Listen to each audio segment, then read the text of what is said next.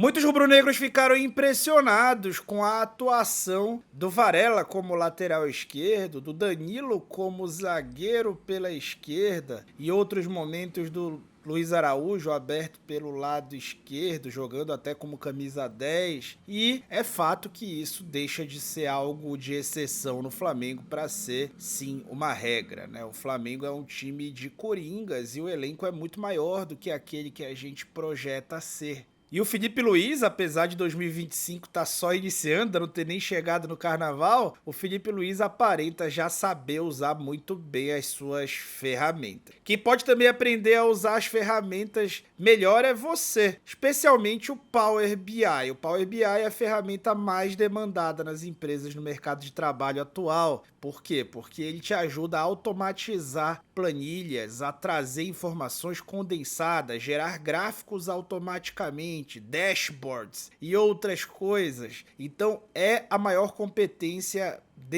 a maior nova competência, digamos assim, que as empresas e o mercado de trabalho exigem, e eu te dou a oportunidade de fazer esse curso gratuito, de graça, começando no dia 17, uma duração de 4 dias. Você vai ficar com material didático, vai ganhar certificado de participação, vai poder ficar, a partir desse material didático, fazendo exercícios por analogia. Basta você se inscrever clicando no link na descrição do vídeo ou mirando aqui no QR Code que aparece na tela. Aproveite, não é nem promoção, porque é um presente da hashtag treinamentos, para poder estudar e se qualificar para usar suas ferramentas como o Felipe Luiz usa as dele, tá bom? Então vem comigo, falar sobre tática, sem tática.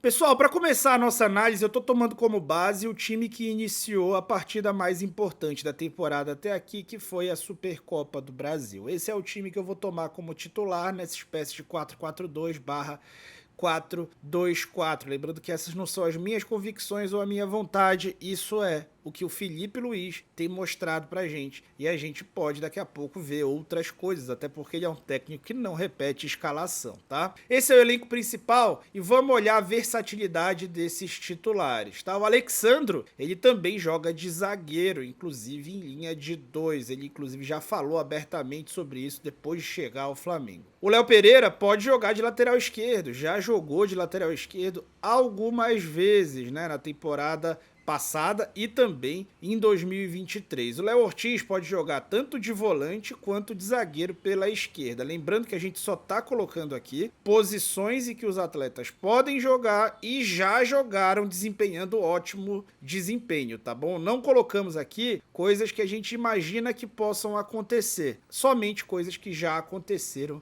e foram bem sucedidas, tá? Mas eles não são os únicos versáteis do grupo. A gente pode ver que o Gerson é o grande coringa desse time, sempre foi. Ele pode jogar de primeiro volante, de segundo volante, ele pode jogar como esse meia mais central ali, que seria o substituto dessa posição do Plata. Ele pode jogar também aberto pelo lado esquerdo, onde desempenhou muito bem no Olympique de Marseille numa das melhores temporadas da sua carreira. O próprio Plata pode jogar aberto pelo lado esquerdo, pode jogar como centroavante de referência, como fez ano passado, em parte da temporada, e pode jogar como ponta, né? Um ponta propriamente dito, do lado direito. O Michael pode jogar pelo lado direito, onde jogava normalmente com o Jorge Jesus, assim como o Bruno Henrique pode jogar de ponta pelo lado esquerdo. Eu acho que atualmente é a melhor posição dele, ponta fechado pelo lado esquerdo, além de ser um atacante ali de referência para jogar em dupla especialmente, ou de referência onde tem atuado. Então, se a gente for somar o número de atletas só contando a versatilidade que os titulares dão, já seriam 24 jogadores, tá? Mas a gente não para por aí. Vamos olhar agora só os reservas imediatos e ver quantos ficam,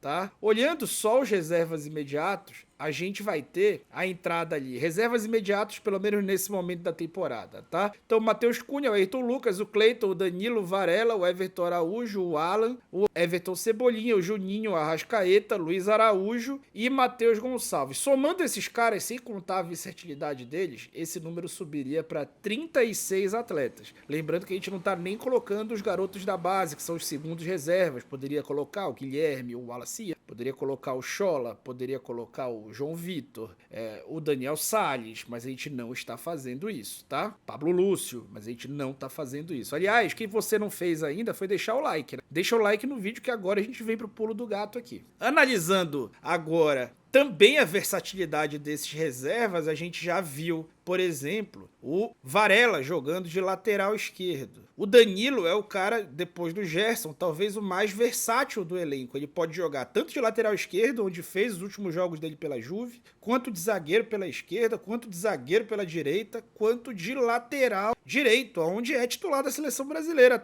até onde nos consta atualmente, né? Imagino que o Wesley será quem vai ocupar essa função no futuro. Alan e Everton Araújo podem ocupar o espaço do outro, né? Embora sejam mais um ou outro dentro do time. E aí, indo para a parte ali mais da frente do elenco, o Luiz Araújo, ele pode jogar tanto como esse 10, como aberto pelo lado esquerdo. Somando de novo esse número de jogadores, seriam 44 jogadores. De novo, sem contar com aqueles moleques da base que já têm jogado bem, que já têm tido minutos, sem contar com eventuais improvisações. O que eu tô colocando aqui não são improvisações, são jogadores que já desempenharam bem, com certa normalidade em outros lugares, então a gente não forçou a barra com nada. Fosse forçar a barra, poderia forçar o De La Cruz mais avançado, que já jogou muitas vezes na carreira, poderia forçar o De La Cruz pelo lado esquerdo, que já jogou temporadas inteiras na carreira, mas no Flamengo, pelo menos ali nos últimos 2 anos da carreira dele, ele